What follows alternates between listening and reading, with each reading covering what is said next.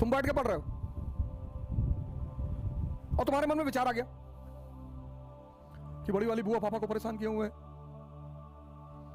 तो तुम्हें क्या करना है? तुरंत आंख बंद कर लेना है, उस विचार को देखना है कि और बताओ, और क्या बता रहे थे? बड़ी वाली बुआ और वो कानपुर वाले मामा के बारे में कुछ बताओ, और वो बलिया वाली जो चाची है बड़ी वाली, उनके बारे में नहीं बताओगे? तो तुम देखना विचार तुरंत गायब हो जाएगा। जब तुम दबाते हो किसी चीज को तब वो बढ़ती है, जब तुम देखते हो तो वो घटती है। अब यार 24 घंटा बैठ के तो ध्यान तो कर नहीं पाओगे, फिर पढ़ोगे कब? फिर आंसर राइटिंग कब करोगे? फिर नौकरी कब करोगे? तो जहां बैठे हो बस 1 मिनट, जैसे बम्बार्डमेंट करे बस आंख बंद कर लो। तुम क्या करते हो? तुम उस विचार से अटैच हो जाते हो। अब तुम्हारा विचार आया कि आईएएस नहीं बने तो यार भीख मांगेंगे, तुम उससे अटैच हो गए, बस वो चेन रिएक्शन बनना शुरू। जैसे ही तुम विचार से अटैच होगे वैसे क्या होगा? चेन रिएक्शन बनेगी और तुम्हारी सारी पढ़ाई मिट्टी में मिल जाएगी, खत्म, तुम पढ़ ही नहीं पाओगे। अब गाड़ी चलाते वक्त बंद कर लेना, पता गाड़ी चला रहे कोई विचार आ गया, आंख बंद कर लिए, सब चला गया। जब तुम स्टैटिक हो, बैठे हुए हो कहीं,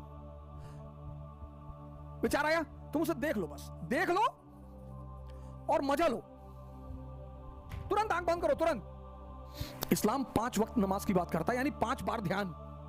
और जो आदमी 1 बार ध्यान करता है दिन में वो महान बन जाता है। 5 बार। तो जब तुम ध्यान करोगे तो क्या होगा? जब तुम ध्यान करोगे तो ये चीजें कम होना शुरू हो जाएंगी। जब ये चीजें कम होना शुरू हो जाएंगी, ये बढ़ने लगेंगी, तुम्हें क्रोध ही नहीं आएगा, मौके पे आएगा। ध्यान ही मौके पे क्रोध करता है। कृष्ण ने एक बार किया महाभारत के युद्ध में, गांधी जी ने एक बार किया महाभारत के युद्ध में 1942 में, खत्म नहीं होगा। वो जो तुम स्त्री को घूरते हो ना, पूरी बॉडी का उसको एक्सरे करते हो, वो खत्म हो जाएगा।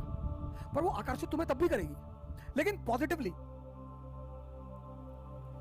भगवान क्यों नहीं आकर्षित करेगी? अगला सेशन स्त्री पर ही लेने जा रहा हूं। और जब ये चीजें बढ़ने लगेगी, डिस्ट्रैक्शन खत्म हो जाएगा, डिस्ट्रैक्शन खत्म हो जाएगा, अचीवमेंट शुरू हो जाएगी।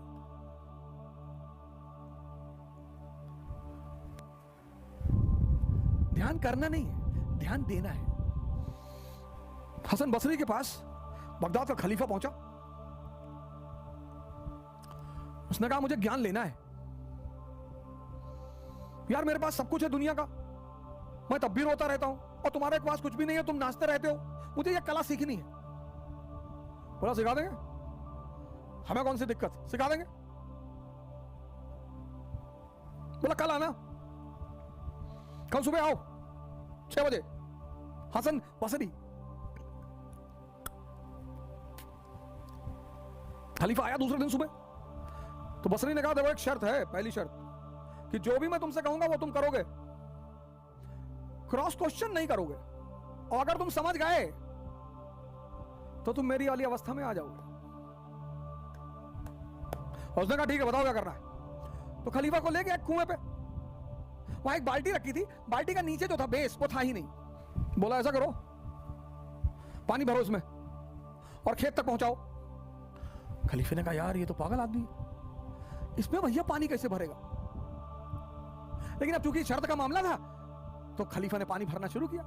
वो बाल्टी ऊपर आए ही ना, सारा पानी नीचे ही निकल जाए। तो आधे घंटे बाद खलीफा का धैर्य टूट गया।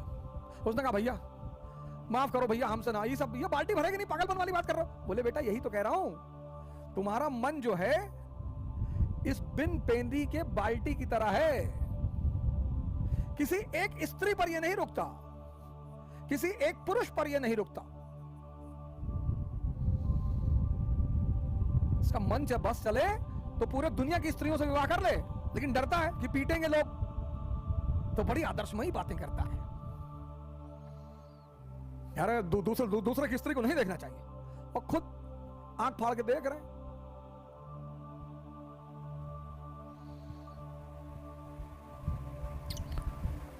अरे भैया हम पैसे के पीछे नहीं भागते, तुम भाग भी नहीं पाओगे ना। पैसे और स्त्री के पीछे भागना एक ताकतवर आदमी का काम है। तुम अपने पीछे तो भाग ही नहीं पाते, उसके पीछे कैसे भागोगे? तो आपकी जो एनर्जी है उसको ये सब चूस लेता है, तो आपकी एनर्जी आपके गोल तक पहुंच ही नहीं पाती। आपको पता ही नहीं चलता कि आप पर डे, आप देखो रात में, शाम को, आज हमारे जो मित्र हैं, भाई बहन हैं, वो क्यों इतना नशा कर रहे हैं? रात में नींद नहीं आती, क्योंकि ये जो है ये सारी एनर्जी को चूस लेता है। उस एनर्जी को जहां जाना है वो पहुंचती ही नहीं। तो जब एनर्जी अपने गोल तक नहीं पहुंचती तो अचीवमेंट कुछ होगा ही नहीं। तो मैं भारत के सभी लोगों से, विशेषकर युवाओं से हाथ जोड़कर रिक्वेस्ट कर रहा हूं कि कृपया इस परंपरा को कायम रखें और गुरु बनाएं। अगर गुरु मेरे जीवन में नहीं होता तो या तो मेरा एनकाउंटर हो गया होता और या कहीं मैं भीख मांग रहा होता। कबीर तो एकदम इमोशनल हो गए हैं कि नहीं नहीं, अगर भगवान और गुरु दोनों खराब, मैं पहले गुरु का पैर छूंगा, क्योंकि तुम अगर नहीं होते तो इसका तो पता ही नहीं चलता। या तो अशोक बनकर चमको या बुद्ध बनकर। जय हिंद।